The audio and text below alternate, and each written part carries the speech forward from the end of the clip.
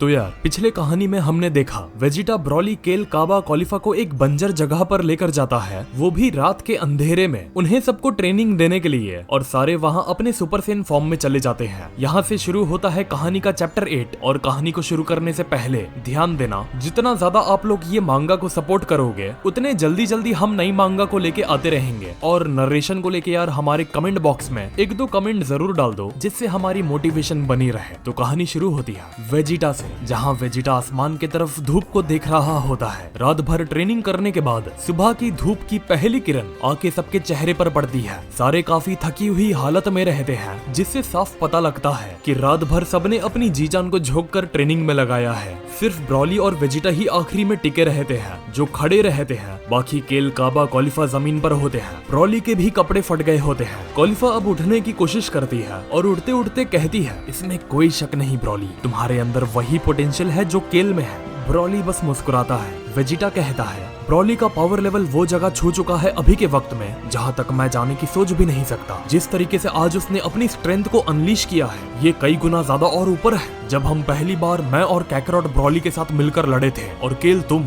मुझे काफी अच्छा लगा तुम्हें देखकर। तुम भी ब्रॉली से कुछ कम नहीं हो। और जहाँ तक बात रही कॉलिफा तुम्हारी, तुमको अपने और फॉर्म्स खोजने पड़ेंगे और एक ऐसा फॉर्म ढूंढ के बाहर निकालना होगा जो तुम्हारे ऊपर सूट करता हो और तुम्हारा एक सबसे बड़ा हथियार बनकर वो बाहर आए। कॉलिफा कहती है, हाँ, इतनी रात भर ट्रेनिंग करने के बाद भी तुम मेरी बुराई ही करोगे। तुम्हारी जबान कटकर गिर जाएगी ना अगर थोड़ी बहुत मेरी तारीफ भी कर दोगे। वेजिटा जवाब देता है, ऐसा कुछ नहीं है जैसा तुम सोच रही हो। कॉलिफा कहती है, हाँ, बस मैं समझ गई। अब सुबह से दोपहर होने को आई है, हमें जाना होगा। अब जब रात भर की ट्रेनिंग खत्म करके वो दिन में जाते हैं तो देखते हैं सारी फौज और एडमायरल्स जी जान लगाकर ट्रेनिंग कर रहे हैं। नया सीखने की कुछ न कुछ कोशिश जारी है वहाँ। काबा एडमायरल से पूछता है, आपको नहीं लगता ट्रेनिंग आप लोग ने कुछ ज्यादा ही जल्दी सुबह शुरू कर दी? एडमायरल जवाब देता है, ट्रेनिंग तो हम सुबह से तो नहीं, लेकिन रात भर से तो जरूर कर रहे हैं। वेजिटा को भी ये सुन के अच्छा लगता है। चलो अब लोग सीरियस हैं ये चीज को लेके। एक शख्स वेजिटा को शुक्रिया कहता है, सर वेजिटा, मैं आपका काफी शुक्रिया करना चाहता हूँ। आपने ही मुझे मोटिवेट किया इसमें हिस्सा बनने के लिए। अब मुझ पे खुद पे भरोसा है, मैं अपने ताकत की आखिरी तक जा सकता हूँ। और इसमें मैं सिर्फ अकेला नहीं हूँ, मेरे सारे दोस्त भी अपनी जान देने को तैयार हैं, और वो भी यहाँ पर आए हैं कि धीरे धीरे और लोग उसके मोटिव से जुड़ते जा रहे हैं। एक बुढ़ा सा उस भीड़ में से कहता है, मैं यहाँ का 2000 किलोमीटर वर्क का डीन हूँ वेजिटा, तुमसे मुलाकात करके काफी अच्छा लगा। मुझे तुम्हारे बारे में सुन के पुराने दिन याद आ गए, जब हम सीएंस को ट्रेन करने वाला तुम्हारे जैसा ही शख्स एक वक्त पर हुआ करता था। दूसरा शख्स कहता है, मैं फौज का रिटायर्ड शख्स हूँ। मेरे ये सुन के कान खड़े हो गए। जब मैंने ऐसी चीज के बारे में सुना सोचा फौजी हूँ और जंग में घर पर बैठूं ना,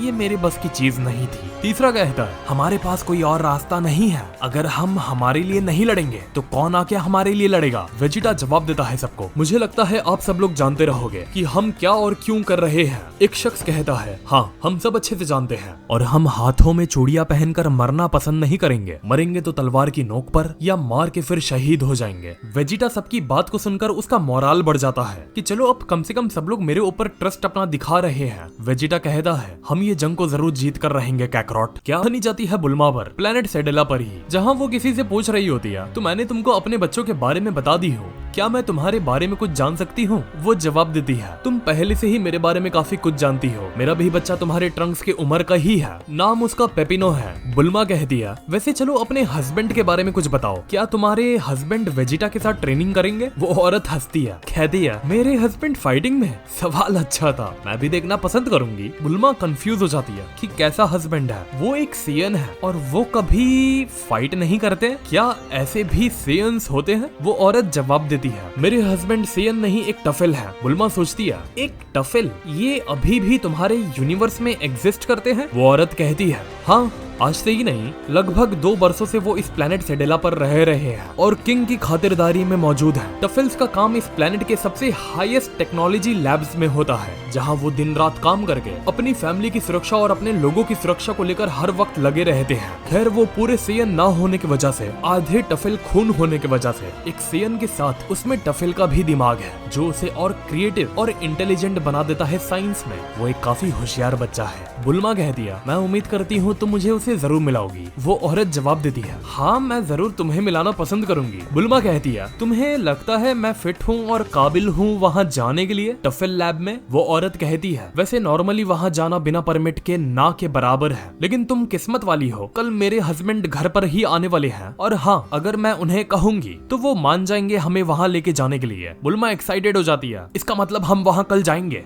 यस, तुम काफी अच्छी हो, इससे हम प्लेनेट सेडेला को साइंस के मामले में नई ऊंचाइयों पर लेके जाएंगे। फिर दिखाया जाता है the next day, the highest technology centre in universe 6। कहानी जाती है 1 महीने पहले, जहाँ क्रिलिन, यामचा, टियान गए होते हैं प्लेनेट कैलामेंट पर, जहाँ उनके सामने बरगैमो, बसील और लेवेंडर खड़े रहते हैं। बरगैमो कहता है, अच्छा हुआ तुम लोग यहाँ आ गए, लेकिन तुम लोग को यहाँ भेजा किसने और क्या करने आ गए यहाँ? क्रिलिन जवाब देता है कि हमारे लिए बेहतर होगा अगर हम यहाँ पर आके तुम तीनों के साथ अपनी ट्रेनिंग को जारी रखें आने वाली वॉर के लिए। तीनों फॉक्सेस पेट पकड़कर हंसने लगते हैं कि अच्छा ऐसा है, तुम मजाक कर रहे हो? अब तीनों यामचा, टियान और क्रिलिन एक दूसरे को देखने लगते हैं कि अबे ये लोग हंस रहे हैं, दिमाग वगैरह इनका सही है ना? टियान उनसे सवाल करता है, तुम लोग को ग्रैंड प्रीस्ट का संदेश आया होगा ना? वो कहते हैं, कौन सा संदेश? यामचा परेशान, ब्रो अब ये मत कहना तुम लोग अवेयर नहीं हो। क्रिलिन अपना दिमाग दौड़ाता है और सोचता है कि अगर ग्रैंड प्रीस्ट ने इन गधों को संदेश नहीं भी दिया होगा तो इनके प्लैनेट्स को इतने क्लाउड्स ने घेर रखा है तो इन्हें सुनाई भी कैसे दिया होगा, और ये बेवकूफ लोग रह रहे हैं क्लाउड के नीचे। यामचा क्रिलिन की बात को सुन के कहता है, अब मुझे ये मत कहना ऐसे और भी 1000 प्लैनेट हैं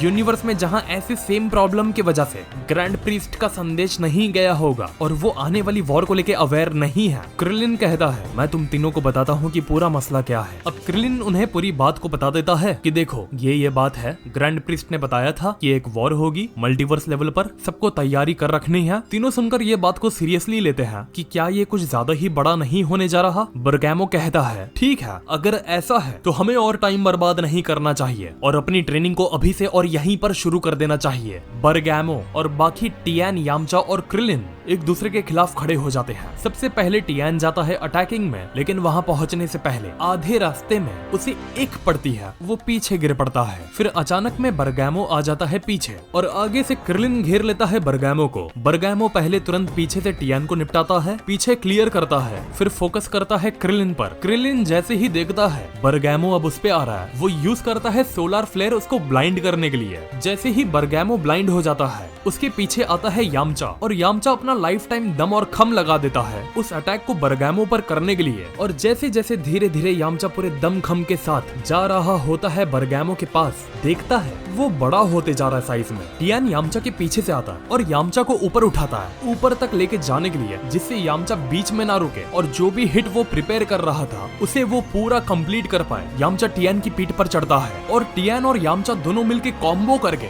एक सक्सेसफुल हिट लैंड करते हैं बरगैमो पर। और अब क्रिलिन भी यामचा और टियान के साथ में आ जाता है और तीनों अपना ट्रायो अटैक प्रिपेयर करते हैं एक अकेले बरगैमो के ऊपर। बरगैमो की तरफ से जाती है तीनों के ऊपर फुल फोर्स में लेजर बीम। वो बीम अपने तरफ आता देख क्रिलिन जोश में भरता है टियान और यामचा को, यामचा और टियान याद रखो हम यहाँ क्यों आए हैं, गोकू को हमें साबित कर देना है कि हमारे 2 साल हम बर्बाद नहीं देने जाने वाले, अपना पूरा दम और खम लगा दो। फिर तीनों ट्रायो मिलके बरगैमो की उस बीम को काउंटर करने के लिए तीनों एक साथ मिलके एक ट्रायो कामेहामेहा यूज करते हैं। और आप लोग इस इमेज में डिफरेंस देख सकते हो, किसका पल्ला ज्यादा भारी पड़ रहा है। वो एक अकेला बरगैमो का लेजर अटैक तीनों के एक ट्रायो अटैक पर भारी पड़ रहा है और तीनों के अटैक को खाए जा रहा है। दूसरी तरफ बसील और लेवेंडर बरगैमो के ट्रायो के पार्टनर जो ये सब खड़े होके देख रहे होते हैं, वो कहते हैं बरगैमो एक अकेला उनपे भारी पड़ रहा है। एक कहता है मुझे देखकर नहीं लगता था कि ये लोग अपने इरादों के इतने ज्यादा मजबूत हैं। दूसरा कहता है वैसे भी वो टकला शख्स टूर्नामेंट ऑफ पावर में तो ये लेवल का नहीं था, इतना डेडिकेटेड नहीं देखा मैंने उसे जितना वो अभी दिख रहा है, पता नहीं उसे क्या हो गया। फिर वापस से पहला शख्स कहता है उनमें और हमें कोई फर्क नहीं है, वो एकदम हमारे तरह है, उनकी असली स्ट्रेंथ उनके कोलैबोरेशन में है और अगर तीनों अकेले अकेले के तौर पर देखा जाए तो तीनों एक दूसरे के बिना कुछ नहीं है। उसकी अटैक और लेजर बीम की फाइट के बीच में क्रिलिन कहता है तीनों से क्या तुम दोनों तैयार हो।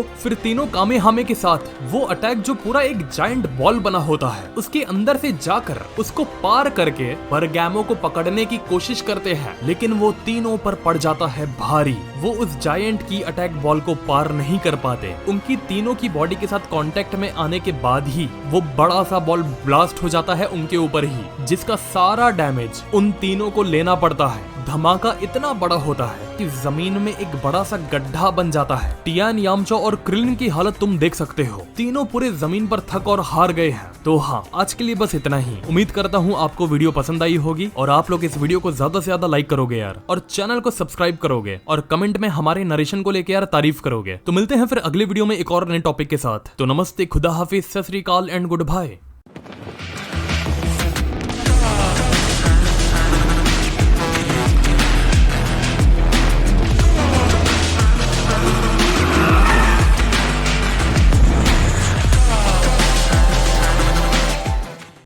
For a bet.